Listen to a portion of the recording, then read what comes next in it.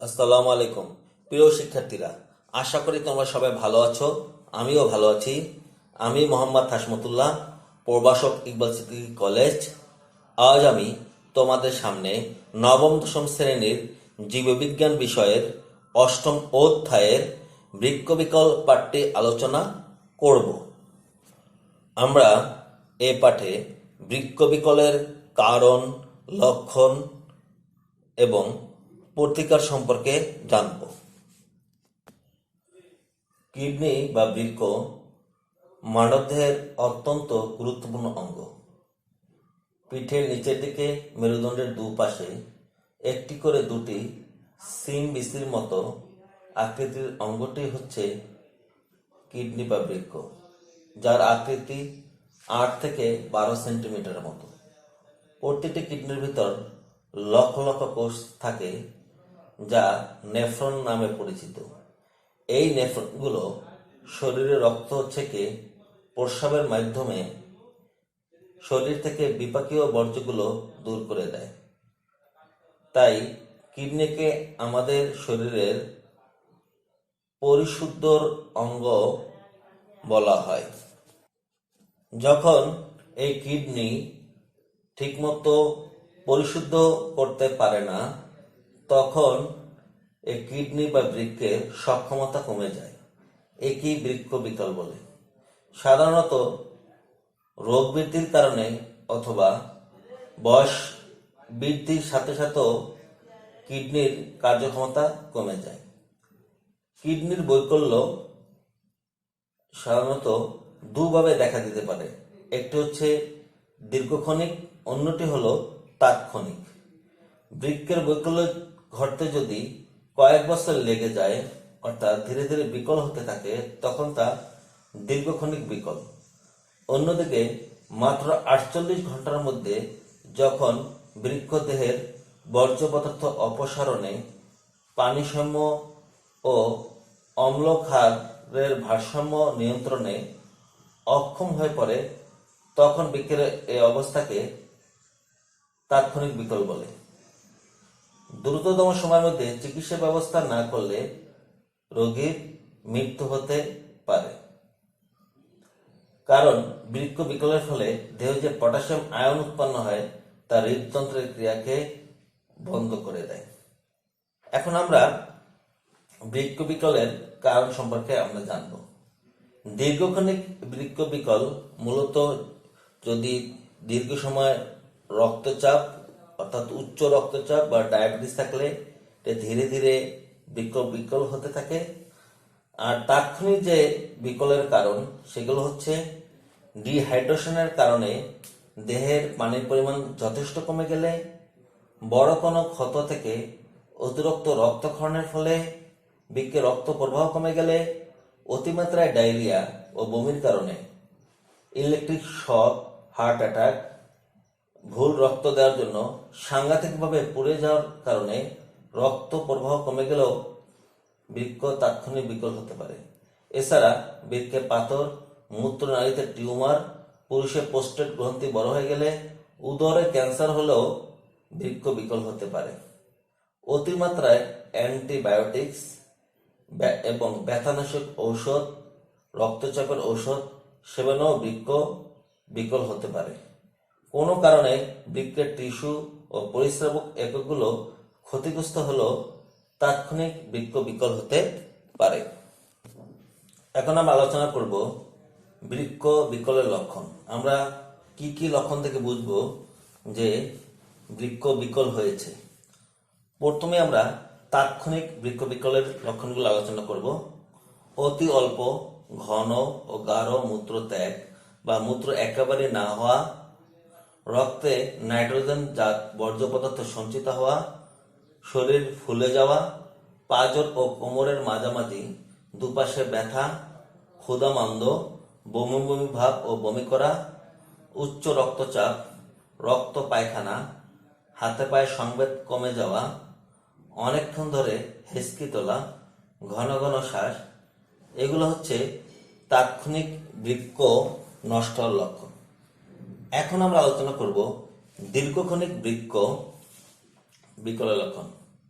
যারা আগে থেকে ডায়াবেটিস বা উচ্চ রক্তচাপে ভোগে তাদের মুখমণ্ডল বা শরীর ফুলে যায়, ক্রমান্বয়ে পেট ও পায়ে পানি জমে, প্রস্রাব কমে যাওয়া, বিশেষ করে রাতে ঘন প্রস্রাব হওয়া অথবা প্রস্রাব বেশি হলেও বোঝা যায় যে কিডনি ধীরে ধীরে বিকল হয়ে যাচ্ছে। যারা দীর্ঘদিন ধরে ব্যথার ওষুধ সেবন করছেন তাদের ক্ষেত্রেও কিডনি বিকল হতে পারে।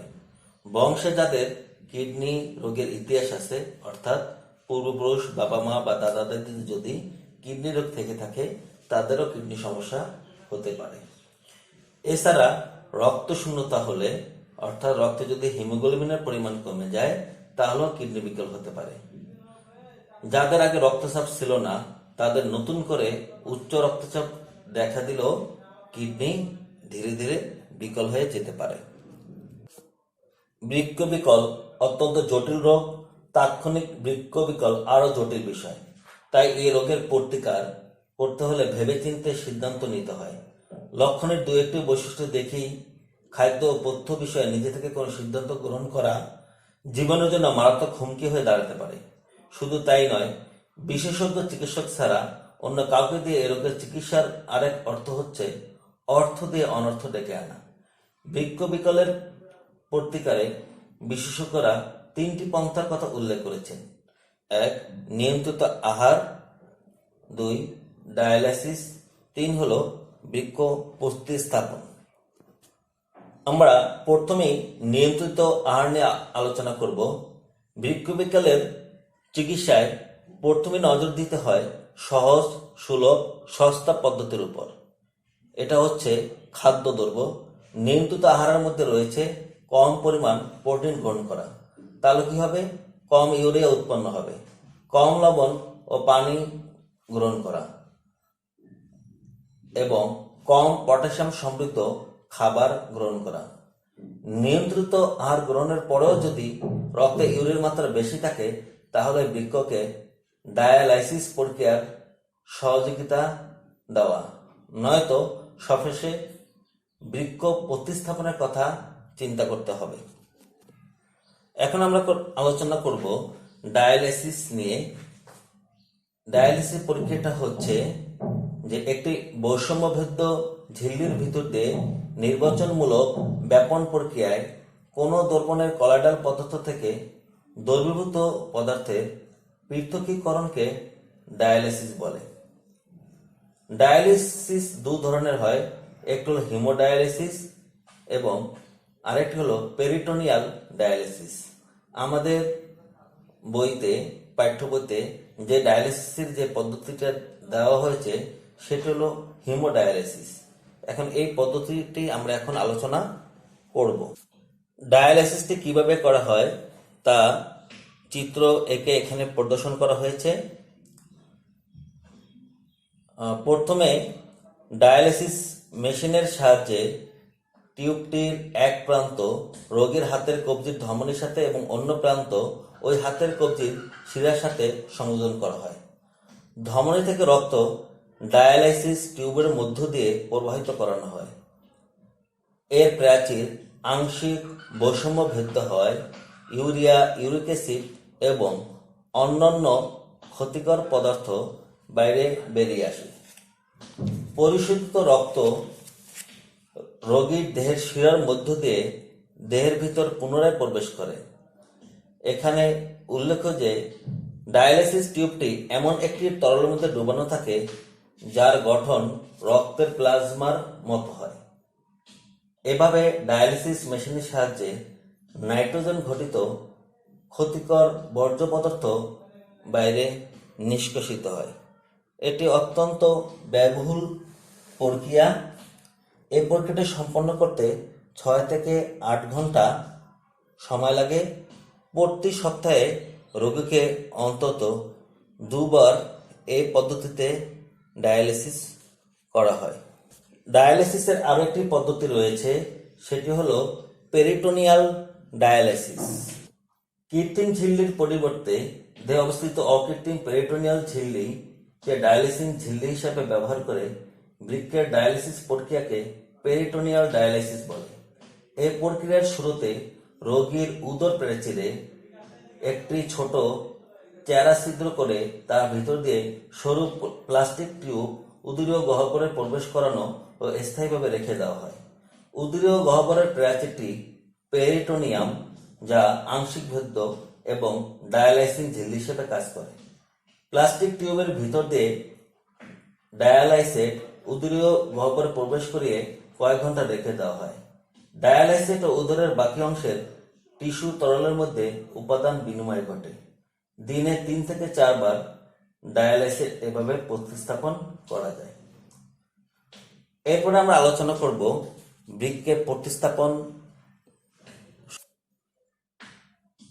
বৃক্ক বিকলের দীর্ঘকালীন সমাধানে রোগীর দেহে ভিন্ন ব্যক্তির সুস্থ ও সঠিক বৃক্ক স্থাপনকে বৃক্ক প্রতিস্থাপন বলে। বৃক্ক বিকলের চিকিৎসায় ডায়ালাইসিস পদ্ধতি সাময়িক সমাধান হতে পারে। প্রাথমিক পর্যায়ে ব্যয়সাপেক্ষ মনে হলেও দীর্ঘকালীন হিসাবে বৃক্ক প্রতিস্থাপনে ভালো পদক্ষেপ বলে বিবেচিত হচ্ছে। স্থায়ীভাবে নষ্ট বৃক্কের বিকল্প হিসেবে একটি সুস্থ বৃক্ক প্রতিস্থাপনই স্থায়ী সমাধান হতে পারে। বৃক্ক প্রতিস্থাপনের ক্ষেত্রে যে বিষয়গুলো লক্ষ্য রাখা দরকার, বৃক্কদাতা যেই হোক না কেন তার দেহ থেকে সংগ্রহের ঠিক 48 ঘন্টার মধ্যেই রোগীর দেহে স্থাপন করতে হবে। এই সময়ের মধ্যে যতখানি সময় বৃক্কটি বাইরে থাকে ততক্ষণ বৃক্কের উপর দিয়ে যন্ত্রের সাহায্যে ঠান্ডা স্যালাইন দ্রবণ প্রবাহিত করা হয়। দাতা মৃত্যু হলে সদ্য মৃত্যু দাতার দেহ থেকে বৃক্ক সংগ্রহ করতে হবে। সংগৃহীত বৃক্কটি সুস্থ হতে হবে, এইচআইভি বা অন্যান্য সংক্রমণ মুক্ত হতে হবে। বৃক্কদাতা ও গ্রহীতার ব্লাড গ্রুপ এবং টিস্যুর ধরন এক হতে হবে। বৃক্ক প্রতিস্থাপনের সময় প্রথমে গ্রহীতার শ্রোণীদেশে অপারেশনের মাধ্যমে দাতা বৃক্কটিকে স্থাপন করা হয়। দাতা বৃক্কের ধমনী ও শিরাকে গ্রহীতার ধমনী ও শিরার সঙ্গে যুক্ত করে দেওয়া হয়। নতুন বৃক্কের ইউরেটারকে পৃথকভাবে মূত্রনালীর সাথে জুড়ে দেওয়া হয়। এভাবে বৃক্কের প্রতিস্থাপন ঘটে। প্রিয় শিক্ষার্থীরা, আশা করি তোমরা আমার এই আলোচনাটি বুঝতে পেরেছ। তোমাদের পাঠ্য বইতে এই বিষয়ে এত বিস্তারিত আলোচনা না থাকলেও সৃজনশীল পরীক্ষায় যাতে তোমরা সহজেই এই প্রশ্নগুলোর উত্তর করতে পারো, এই জন্য আমি এখানে বিস্তারিত আলোচনা করেছি। এই পাঠটি খুব ভালোভাবে মনোযোগ দিয়ে পড়লে এই অংশ থেকে সৃজনশীল যে কোনো প্রশ্নের উত্তর দেওয়া তোমাদের অনেক সহজ হবে। সবাইকে ধন্যবাদ জানিয়ে আমি আমার ক্লাসটি এখানেই শেষ করছি। আসসালামু আলাইকুম।